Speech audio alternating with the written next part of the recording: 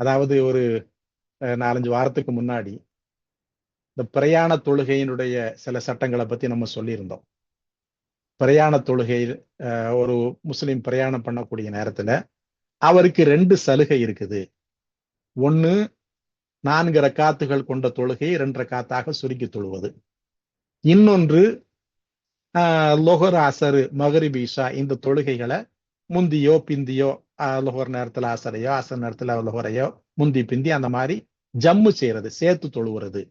இந்த 2 சலுகை இருக்குது அப்படிங்கிறத நம்ம சொல்லியிருந்தோம். அந்த சகோதரர் என்ன கேட்டுக்கிறாங்க அப்படின்னா, ஹனஃபி மதுஹப்ல, ஹனஃபிகள் இருக்காங்கல்ல, ஹனஃபி மதுஹப்ல பிரயாணம் செய்யக்கூடியவர் தொழுகையை சேர்த்து தொழுவதற்கு ஜம்மு செய்யறமா இல்லையா, அந்த ஜம்மு செய்வதற்கு அனுமதி இல்லை அப்படின்னு சில மார்க்க அறிஞர்கள் சொல்றாங்களே, அது உண்மையா? ஹனஃபி மதுஹப்ல அப்படி இருக்குதா அப்படின்னு சொல்லி அந்த சகோதரர் கேட்டுக்கிறார். அதாவது பிரயாணம் செய்யும் போது 4 ரக்காத்துக்கள் கொண்ட தொழுகைகளை 2 ரக்காத்தாக சுருக்கி தொழுகிறதுங்கிற விஷயத்துல மார்க்க அறிஞர்களுக்கு மத்தியில எந்த மாற்று கருத்தும் இல்லை. எல்லோரும் ஏகோபித்து சொல்றாங்க அந்த சலுகை இருக்குது, மாற்று கருத்து இல்லை. ஆனா இந்த ஜம்மு செய்யறது இருக்கா இல்லையா, சேர்த்து தொழுகிறது, அந்த ஜம்மு செய்யற விஷயத்துல, சேர்த்து தொழுகிற விஷயத்துல எல்லா அறிஞர்களும் பிரயாணத்தினுடைய நேரத்துல லொஹரையும் அசரையும் சேர்த்து தொழுகலாம், மகரிப் இஷாவையும் முந்தியோ பிந்தியோ சேர்த்து தொழுகலாம் அப்படின்னு எல்லா அறிஞர்களும் சொல்றாங்க. ஆனா ஹனஃபி மதுஹப்ல மட்டும் அந்த சேர்த்து தொழுகிறதுங்கிற கான்செப்டை ஏத்துக்கிடுறது இல்லை. ஹனஃபி மதுஹப்ல அது கூடாதுங்கிறாங்க.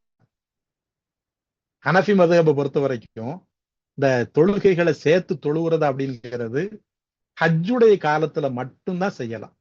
ஹஜ்ஜுல நமக்கு தெரியும், அரஃபாவுல லொஹரையும் அசரையும் சேர்த்து தொழுவாங்க, முஸ்தலிஃபாவுல மகரிபை இஷாவையும் சேர்த்து தொழுவாங்க. அது ஹஜ்ஜுக்கு போனவங்களுக்கு தெரியும். இந்த டயத்தை தவிர பிரயாணமாக இருந்தாலும் சரி, சீக்காக இருந்தாலும் சரி, எந்த சிச்சுவேஷன்லையும் தொழுகைகளை முந்தியோ வக்து மாறி முந்தியோ பிந்தியோ சேர்த்து தொழ அனுமதி கிடையாது அப்படின்னு ஹனஃபி மதுஹப்ல சொல்றாங்க. அது நல்லா புரிஞ்சுக்கிடுங்க, ஹனஃபி மதுஹப்ல அப்படி சொல்றாங்க. ஹனஃபி மதுஹப் பொறுத்த வரைக்கும் அவங்க அதை ஏத்துக்கிடுறது இல்லை. ஆனா அதை தவிர இருக்கக்கூடிய எல்லா மார்க்க அறிஞர்களும் அதை ஏகோபித்து சொல்றாங்க. இன்னும் சொல்ல போனா ஹனஃபி மதுஹப்ல ஹனஃபி இமாம் அப்படி சொல்லிட்டாங்க. ஆனா இப்ப இந்த காலத்துல வாழக்கூடிய ஹனஃபி மதுஹபை சார்ந்த இமாம்கள்லாம் என்ன சொல்றாங்க அப்படின்னா, ஹதீஸ்ல தெளிவாக இருக்குது. ஒருத்தர் பிரயாணம் பண்ண, ரசூல் ஸல்லல்லாஹு அலைஹி வஸல்லம் பிரயாணம் பண்ணக்கூடிய நேரத்துல சேர்த்து ஜம்மு செஞ்சிருக்கிறாங்க, லொஹரை அசரையும் சேர்த்து தொழுது இருக்காங்க, மகரிப் இஷாவையும் சேர்த்து தொழுது இருக்கிறாங்க அப்படிங்கிறது நிறைய ஹதீஸ்ல இருக்குது. அப்படி ரசூலுல்லாஹ் சொல்லி இருக்கும் போது அதற்கு மாற்றமாக நம்ம எதுக்கு அதை செய்யணும்? அதனால மற்ற இமாம்களுடைய கருத்தை ஃபாலோ பண்ணி அதை சேர்த்து தொழுதுக்கிடலான்னு சொல்லி ஹனஃபி மதுஹபினுடைய பிற்காலத்தினுடைய இமாம்களே அனுமதி தர்றாங்க. ஹனஃபி இமாம் அப்படி சொல்லி இருக்கிறது உண்மைதான். ஆனா ஹதீஸ் அதற்கு மாற்றமா இருக்குது. ஹதீஸை பொறுத்த வரைக்கும் ரசூலுல்லாஹ் சேர்த்து தொழுதாங்கிறது நிறைய ஹதீஸ்ல இருக்குது. அதனால அப்படி ஒரு கருத்து இருந்தாலும் அதை நம்ம பெருசுபடுத்த வேண்டியது இல்லை, அதை நம்ம பெருசுபடுத்த வேண்டியது கிடையாது. மார்க்கத்தை பொறுத்த வரைக்கும் பிரயாணம் செய்யக்கூடியவர்களுக்கு அந்த 2 சலுகையுமே இருக்குது. 4 ரக்காத் 2 ரக்காத்தா சுருக்கி தொழுகிறது, லொஹர் அசர் மகரிப் இஷாவை ஜம்மு செய்யற சேர்த்து தொழுகிறதுங்கிற சலுகை இருக்கிறது. அதுதான் சரியான நடைமுறை.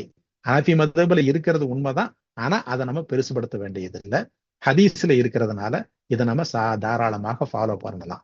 இதுதான் அந்த கேள்விக்கான பதில்.